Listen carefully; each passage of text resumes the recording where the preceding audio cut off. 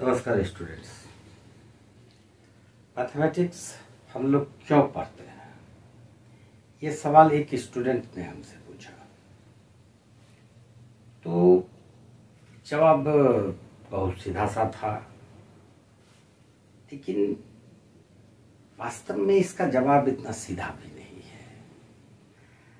आप स्टूडेंट हैं, आप इस उम्मीद में हैं कि बोर्ड में अच्छे मार्क्स आए, +2 में एडमिशन अच्छे कॉलेज में हो, फिर 2 साल पढ़ते हैं, +2 का एग्ज़ाम देते हैं, उसमें आप उम्मीद करते हैं कि अच्छा मार्क्स आए, आईआईटी में पास कर जाएं, नीट में कम्पीट कर जाएं, मेडिकल पढ़ें, आईआईटी पढ़ें, इंजीनियर बनें, डॉक्टर बनें। तो ये एक होप है, एक उम्मीद है, और इस उम्मीद के अनुसार हम लोग अपने जीवन को जीते हैं, इसी उम्मीद पर जीते हैं। डॉक्टर्स को ये होप है कि उसके पास पेशेंट्स आएंगे तो उनका अर्निंग बढ़ेगा। मेरी बात करते हो तो मैं भी इस होप में हूँ कि मेरी वीडियो पर व्यूज बढ़ेंगे, सब्सक्राइबर्स ज़्यादा होंगे। तो हर इंसान एक होप के पीछे है, अपने हार्ट में एक आशा बनाए रखा है, एक उम्मीद है उसको। तो मैथमेटिक्स हम इसीलिए पढ़ते हैं। ये कोटेशन देखो, mathematics gives us hope that every problem has a solution. ऐसे ही नहीं पढ़ते हैं। अगर किसी क्वेश्चन को आप बनाने बैठते हो तो नहीं बनता है, तो फिर आगे बढ़ते हो, एक उम्मीद रहता है कि ये क्वेश्चन बनेगा, ये सवाल जरूर बना लूंगा मैं।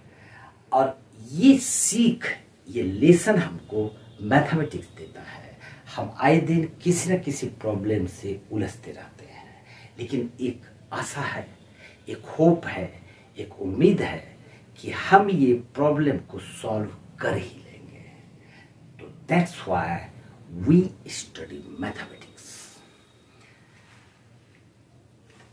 आज हम लोग मैथमेटिक्स में कोऑर्डिनेट ज्योमेट्री पढ़ेंगे। कोऑर्डिनेट ज्योमेट्री क्या है, इसको पढ़ने से क्या फायदा है, इसका सिलेबस क्या है, इस चैप्टर में हमको क्या क्या चीज पढ़ना है, कैसे पढ़ा जाए जो मार्क्स अच्छे आए, ये सारी बातें हम लोग डिस्कस करेंगे। कोऑर्डिनेट ज्योमेट्री चैप्टर 7 एनसीईआरटी आपके फर्स्ट टर्म के सिलेबस में, सीबीएसई के क्लास 10 स्टूडेंट के फर्स्ट टर्म सिलेबस में इसको रखा गया है। इसलिए इसको पढ़िए और अच्छा मार्क्स लाइए। आपका जो टॉपिक है, जो सिलेबस है, डिस्टेंस फार्मूला, किसी भी 2 पॉइंट के बीच के डिस्टेंस को हम कैसे निकालेंगे, वेट करो। जैसे मान लेते हैं ये एक राइट एंगल ट्रायंगल है, ये क्या है, राइट एंगल ट्रायंगल। नाम दे देते हैं ए, बी और सी। अगर ये 3 यूनिट्स दिया हुआ है, 3 सेंटीमीटर, 3 मीटर, कुछ भी हो, ये 4 सेंटीमीटर दिया हुआ है, इसको भी सेंटीमीटर मान लेते हैं, ठीक। तो अगर दोनों 3 सेंटीमीटर और 4 सेंटीमीटर यूनिट सेंटीमीटर में है या किलोमीटर में, जिसमें भी रहे, तो तुमसे अगर पूछा जाए कि what is the length of AC, यानी कि ये एसी का लेंथ क्या होगा, तो भैया तुम तो बता दोगे, कहोगे 5 यूनिट होगा, 5 सेंटीमीटर होगा। कैसे होगा, कोई पूछे कि कैसे होगा, तो कहोगे AC is equal to 3 square plus 4 square square root is equal to 5 centimetre है, तो सेंटीमीटर हो गया। कैसे लाए, तो पाइथागोरस थ्योरम से लाए। लेकिन यही क्वेश्चन अगर कोऑर्डिनेट के बेसिस पे पूछा जाए तो प्रॉब्लम होना ही है। लेकिन होप, उम्मीद रखो, आशा रखो, वो भी बनेगा।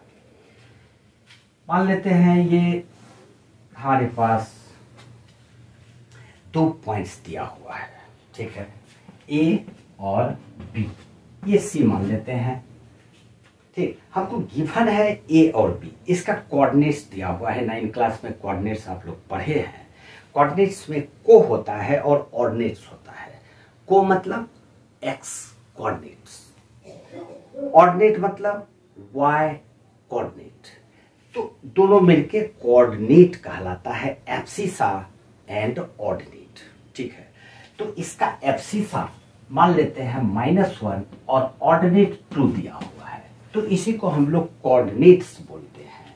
-1 एक्स कोऑर्डिनेट, 2 वाई कोऑर्डिनेट, दोनों मिलके कोऑर्डिनेट्स। ठीक, अब बी का हो गया 2 और 3 मान लेते हैं, यानी कि एक्स कोऑर्डिनेट 2 और वाई कोऑर्डिनेट 3। अब ये तो गिवन है और ये नहीं है, ये सब नहीं है, यहाँ पर ये ऐसे ही ड्रॉ मैंने किया था। तो अब अगर ये पूछा जाए what is the length of A B, A B का लेंथ क्या है, यहाँ पर ये राइट एंगल ट्रायंगल वगैरह नहीं है, तो क्या करोगे, कैसे फाइंड करोगे? यही वो एरिया है जो कि हम लोगों को पढ़ना है, यही कोऑर्डिनेट ज्योमेट्री है। कोऑर्डिनेट ज्योमेट्री में ट्रायंगल का 2 साइड्स नहीं दिया रहेगा, 2 पॉइंट्स, कोई भी स्ट्रेट लाइन है उसका 2 एंड पॉइंट का कोऑर्डिनेट्स दिया हुआ है और हमको उसका लेंथ निकालना है। इसके जैसा नहीं कि 2 साइड दिया है तो पाइथागोरस थ्योरम इस्तेमाल कर दो और क्लियर हो गया। ठीक है, तो एक टॉपिक ये है जिसको हम लोग बोलते हैं डिस्टेंस फॉर्मूला। ठीक, नंबर 2 में आता है सेक्शन फॉर्मूला। सेक्शन फॉर्मूला मैं बतलाऊंगा, लेकिन सेक्शन फॉर्मूला में एक टॉपिक तुमको जानना जरूरी होगा, वो होता है सिमिलरिटी ऑफ ट्रायंगल्स।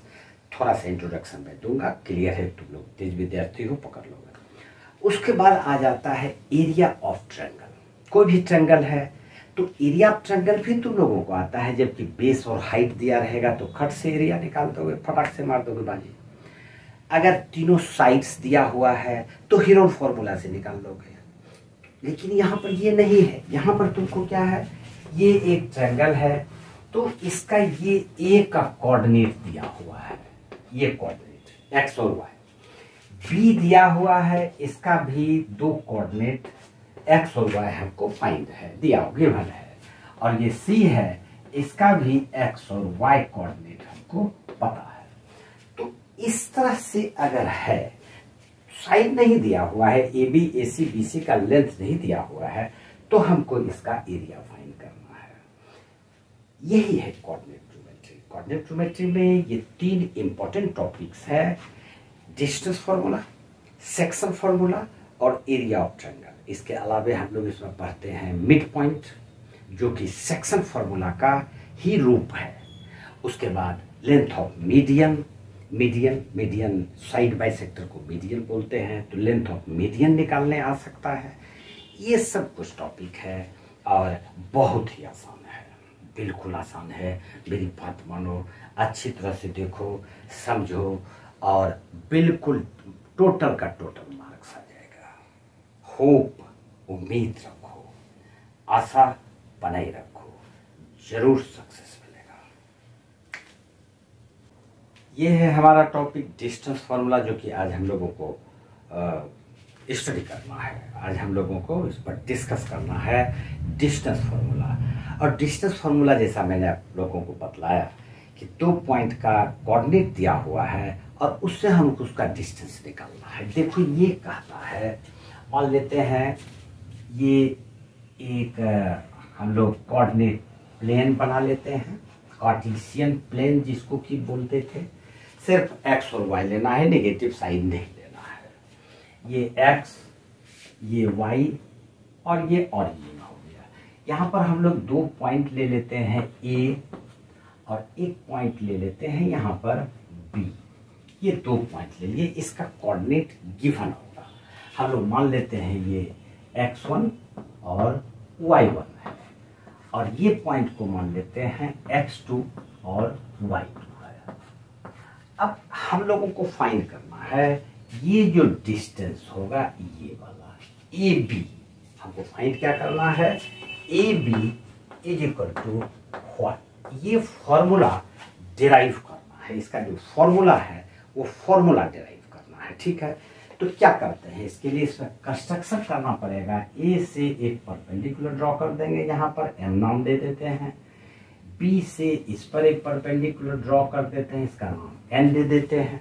ठीक, ये परपेंडिकुलर का साइन दे देंगे और यहाँ से इस पर एक परपेंडिकुलर ड्रॉ कर देंगे जिसका कि हम लोग आर नाम दे देते हैं। इतना सा ये कंस्ट्रक्शन करना होगा। ये लिखते हैं यहाँ पर, ड्रॉ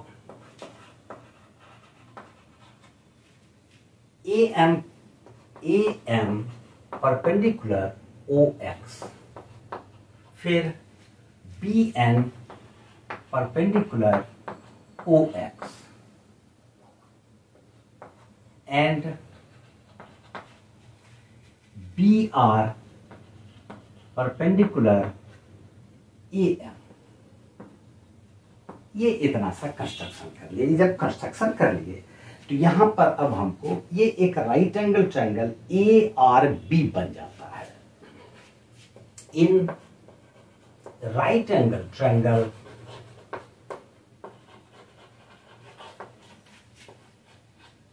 ए आर बी, यहां पर ए आर बी में एंगल आर राइट एंगल है।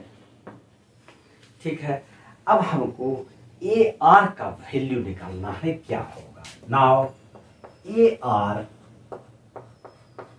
आर को हम लोग लिख सकते हैं A M minus R M, A M minus R M equal to A M. A M ये वाई कोऑर्डिनेट है इस पॉइंट का और ये है y2, तो हम लोग इसको लिख लेते हैं y2 माइनस आर एम।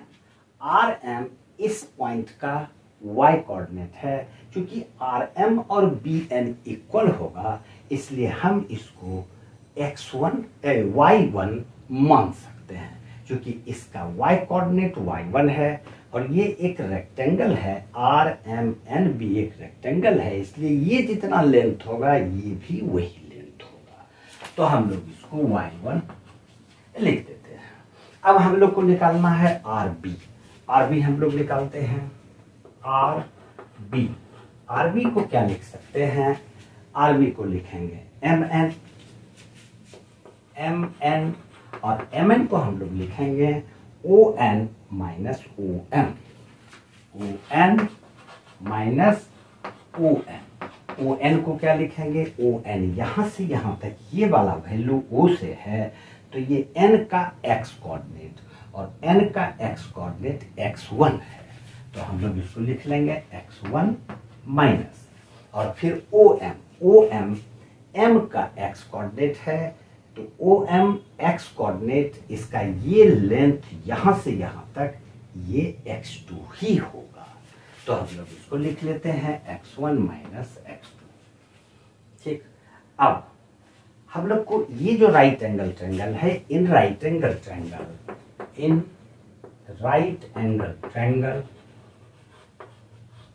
ए आर बी में Pythagoras theorem using Pythagoras theorem,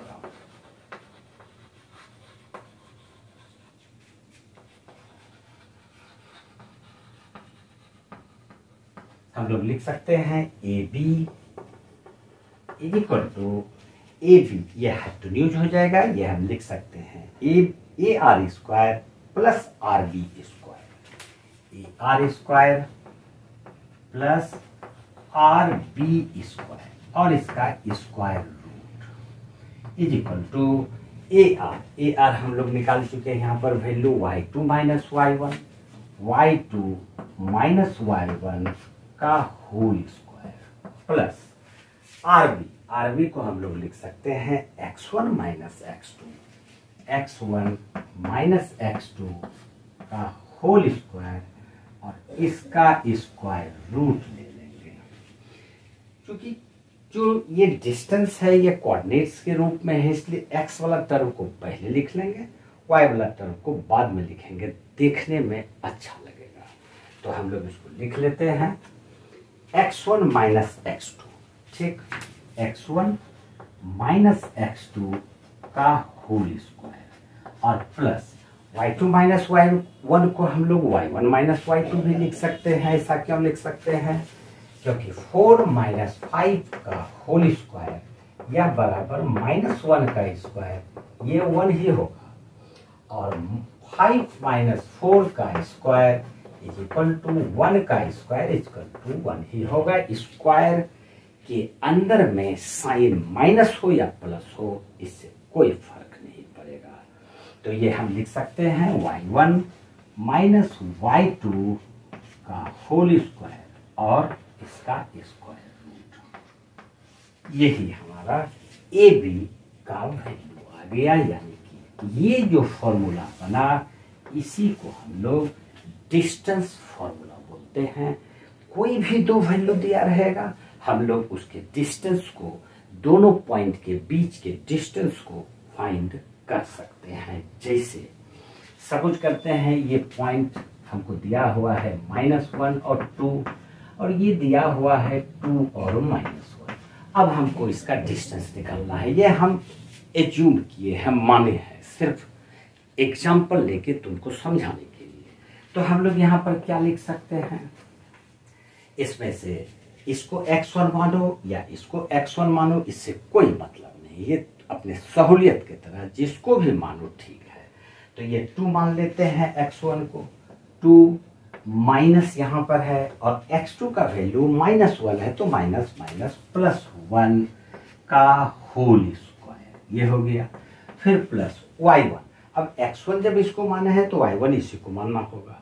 तो -1 और माइनस y2 यहाँ पर 2 है, तो -2 इसका होल स्क्वायर और इसका स्क्वायर रूट ले लेंगे। तो ये आ जाएगा 2 + 1 3 का स्क्वायर 9 और प्लस -1 - 2 -3 का स्क्वायर, ये भी 9। तो यह बराबर हो गया 18 का स्क्वायर रूट। इसको हम लोग 2 × 9 और ये 3√2 यूनिट लिख सकते हैं। ऐसे ही हम लोग डिस्टेंस, किसी भी दो पॉइंट के डिस्टेंस को फाइंड कर सकते हैं। ठीक है, उम्मीद है कि ये डिस्टेंस फॉर्मूला अच्छी तरह से समझ गए होंगे। और उसके भी पहले जो बात मैंने बतलाया, होप जरूर रखना चाहिए। Hope is the medicine of all the diseases.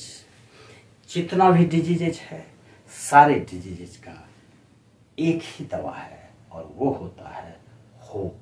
इसलिए इसको मरने नहीं देना, इसको जिंदा रखोगे। जब ये जिंदा रहेगा, सारा खेल क्लियर। ओके, आज इतना सा ही। जय हिंद, जय भारत।